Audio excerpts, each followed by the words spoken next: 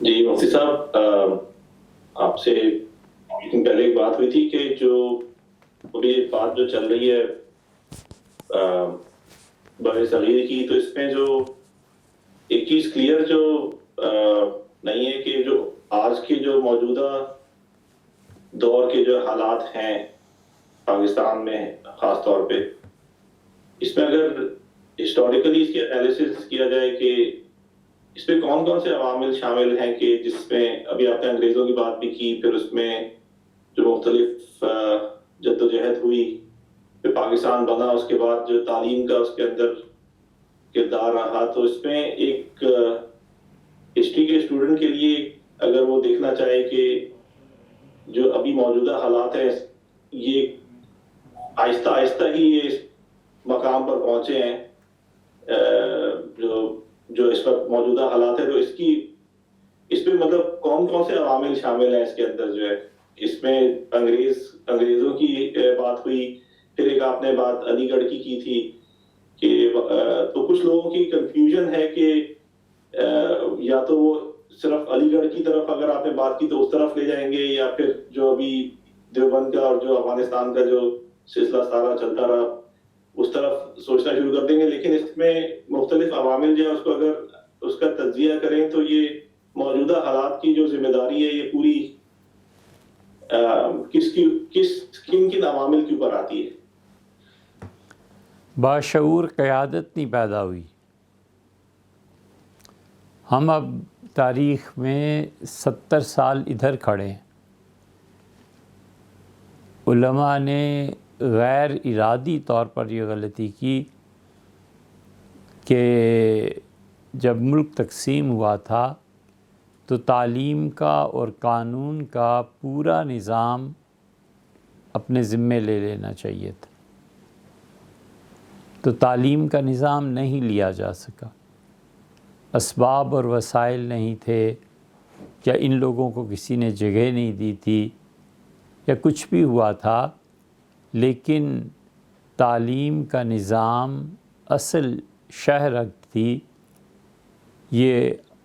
یہ چھوڑ دینے کا نقصان یہ تو سن 60 میں ہی ظاہر ہونا شروع ہو گیا تھا، اس کے قریب پھر ایوب خان تک کے دور میں پڑھے لکھے علی گڑھ کے تھے اور بہت بڑی تعداد ان لوگوں کی موجود تھی۔ بھٹو صاحب جہاں سے پڑھ کے آئے تھے اور پھر جو انہوں نے کیا وہ سب کے سامنے ہے کہ تعلیمی اداروں کے ساتھ وہ اگر وہ بھی کر دیتے نا جو بظاہر ان کے نظریات چائنا کے مطابق تھے، پھر بھی کوئی بات ہوتی کہ کوئی ڈھنگ کا کام ہوا، چلو کفر کا ہی صحیح، مگر کہیں تو ٹھکانے لگا اس قوم کا معاملہ، وہ بھی نہیں ہوا، وہ کر بھی نہیں سکتے تھے،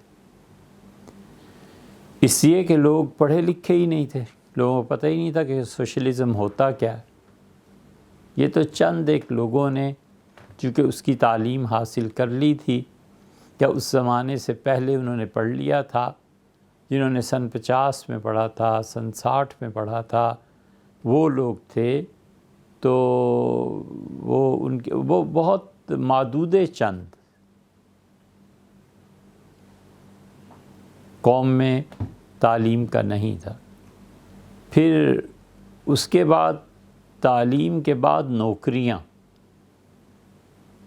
اور آبادی کا اتنی تیزی سے بڑھ جانا، یہ تو جب آئیں گی رپورٹس اور کسی نے صحیح تجزیہ کر کے رپورٹس دیں تو پھر وہ بتائے گا کہ سن 80 سے لے کے اور 2015 تک یہ 35 سالوں میں ملک کی آبادی کس برے طریقے پر بڑھی ہے، اور کسی قیادت نے اگر کہا بھی ہے کہ اسباب اور وسائل کے مد نظر کسی ملک کی آبادیاں بڑھتی ہیں تو مذہبی طبقے نے اس کی شدید مخالفت کی ہے۔ اس سے بہت لوگ اختلاف کرتے ہیں، ان کا بھی حق بنتا ہے، لیکن یہ ہے کہ حکومتوں کو اس طرف خیال ہی نہیں آیا۔ اب بھی آپ دیکھ لیں، ایک سبب ہے پورا برباد ہو جانے کا، آبادی کا بڑھ جانا ایک سبب ہے کہ نظام تعلیم کے لیے آج تک کوئی اتنی مؤثر اور باشعور قیادت نہیں ہے جو اسباب اور وسائل کو حاصل کر کے پٹڑی پہ ڈالے۔ ابھی تک قیادت میسر نہیں ہے باشعور افراد کی۔ اسی طرح اب جو بے تحاشا مہنگائی ہو رہی ہے، ساری دانشوری ایک طرف کو، کھانے تک کو نہیں ملے گا۔ اب 30 روپے کا یونٹ ہو جائے گا مارچ۔ آپ خود سوچیں، 30 روپے کا جب یونٹ ہو جائے گا تو پھر کیا بنے گا؟ کہاں سے پیسے آئیں گے؟ لوگ بجلی کے بل کہاں سے جمع کرائیں گے؟ یہ صورتحال اب آہستہ آہستہ بڑھتی ہی چلی جا رہی ہے۔ عالمی قرضے بڑھ رہے ہیں۔ کہاں جا رہا ہے یہ پیسہ؟ جبراً جو ٹیکس لوگوں سے لیا جاتا ہے، اس ٹیکس کا نظام کہاں ہے؟ جتنے لوگوں کو اسپیشل جو ان کے لیے کیسز بنائے گئے اور انہوں نے رپورٹ دی کہ یہ ان سرمایہ داروں کی حرکتوں کی وجہ سے یہ چیزیں ملک میں کنٹرول سے نکل گئی ہیں، اب وہی ٹولہ اور گروہ پھر واپس آ جائے گا، اس لیے کہ ان کے بغیر چارہ نہیں نا۔ انہوں نے جو سرمایہ کمایا ہے اور عوام کا خون نچوڑا ہے، وہ نچڑا ہوا خون غریب لوگوں کا اب پھر پلایا جائے گا اور پھر وہی رادھا ناچے گی۔ اب یہ آئے دن کی بات ہے جو ہوتی ہے، اور ابھی دن گئے نہیں، یہ 5-6 مہینے میں سب سامنے آ جائے گا کہ کون سے سٹیپس لیے گئے ہیں، اور لوگ اپنی عزتیں بیچنے پہ مجبور ہیں۔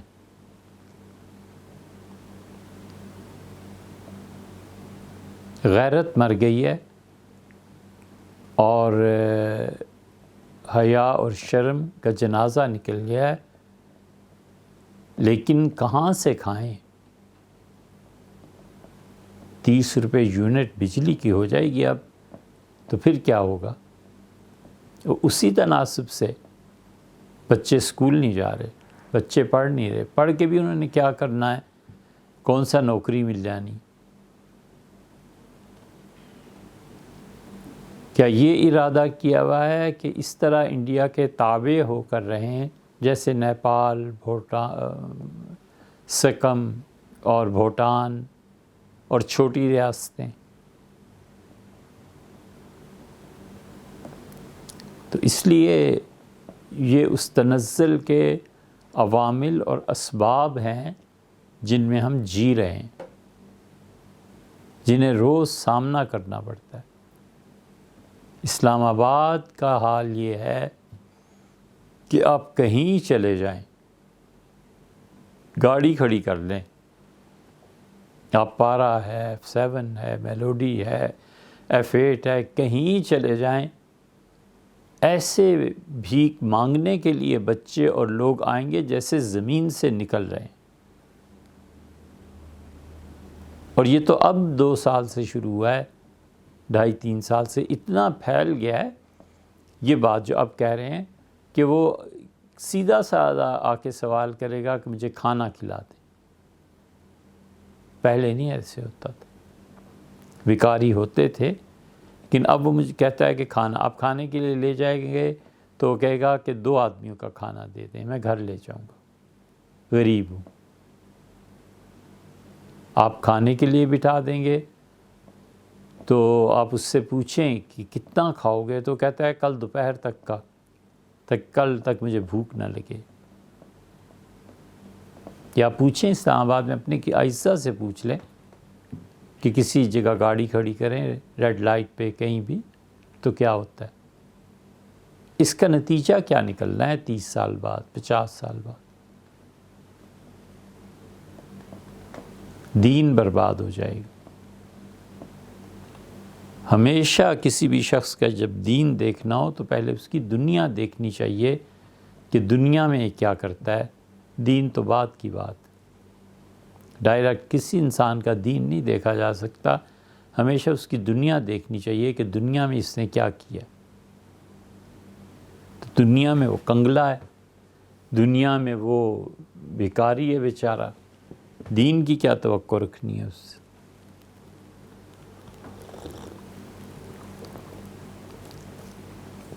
کرونا میں ہمارے ملک میں جو کروڑ پتی تھے اربوں پتی ہو گئے۔ میں بالکل ان سرمایہ داروں کو جانتا ہوں جنہوں نے خود ہم سے کہا کہ سمجھ نہیں آتی اب اتنی دولت لے کے کہاں جائیں، اللہ نے اتنا کچھ دیا۔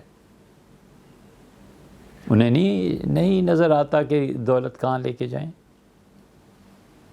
حضرت مرزا مظہر جانا رحمۃ اللہ علیہ کے پاس ایک نواب صاحب آئے تھے، حضرت کو خانقاہ کے لیے ایک بڑی رقم پیش کی، تو حضرت رحمۃ اللہ نے فرمایا اٹھا لیجئے، مجھے نہیں چاہیے۔ تو انہوں نے اپنی طرف سے بڑی ذہانت کا ثبوت دیا اور کہا حضرت غریبوں میں تقسیم کر دیں۔ تو انہوں نے دروازے کی طرف اشارہ کیا اور فرمایا یہاں سے تم خود خیرات دینا شروع کرو نا، بانٹنا، تو اپنی حویلی تک پہنچنے سے پہلے ہی نواب صاحب پیسہ ختم ہو جائے گا۔ تو انہیں نہیں نظر آتا سرمایہ داروں کو کہ جو اربوں روپے اب کما لیے ہیں اس کو کیا کرنا ہے۔ اس کا نتیجہ یہ کہ خاندان اور بڑھیں گے، افلاس بڑھے گا، غربت بڑھے گی۔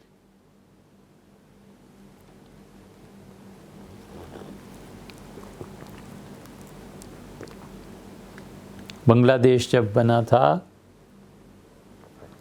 ہم بنگلہ دیش میں رہے ہیں، ہم نے بنگال بہت دیکھا ہے۔ 90 کے قریب وہاں کوئی 1.5 مہینہ گزارا تھا۔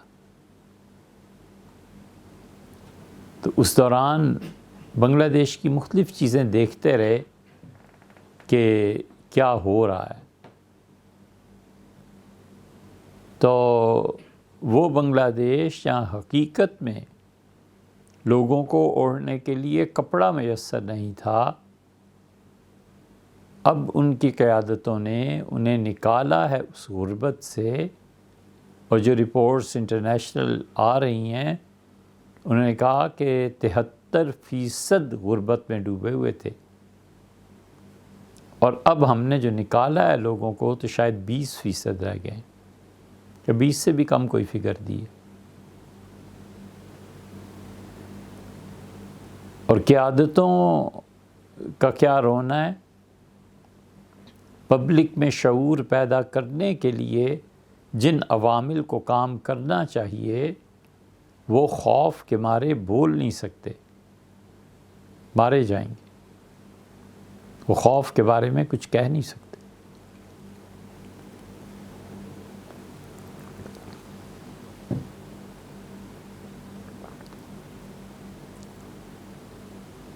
یہ صورتحال ہے اور بد سے بدتر ہے۔ اللہ تعالیٰ نے جن لوگوں کو اس ساری تاریکی میں جگنو کی روشنی بھی دی ہے وہ بھی اپنا کام کر رہے ہیں۔ ان میں باہمت لوگ کام کرتے ہیں کہ اللہ کے ہاں جا کر جواب بھی دینا ہے اور خدا کے ہاں پہنچ کے جو چیز آج ہے ان حالات میں کام کرنے کا اجر بھی پانا ہے۔ کام بھی تو نہیں نہ چھوڑا جا سکتا۔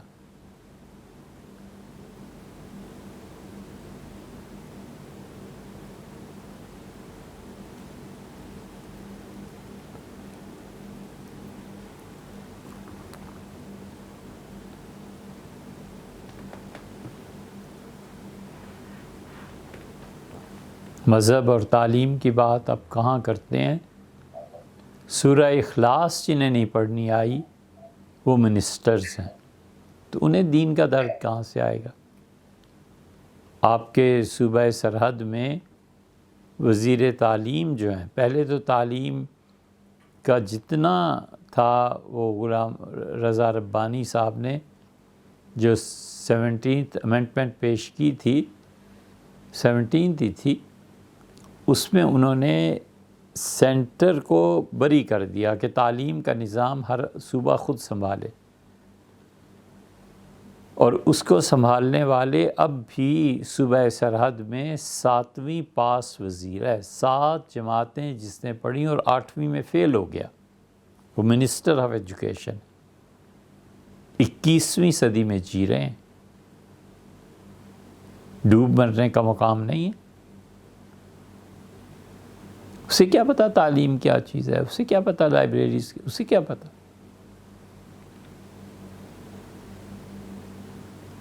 وزیر اعلیٰ سے پوچھا گیا تو انہوں نے کہا میں جانتا ہوں کہ وہ زیادہ پڑھا لکھا نہیں ہے، لیکن وہ تعلیم کا نظام بہت اچھی طرح جانتا ہے۔ محض جھوٹ۔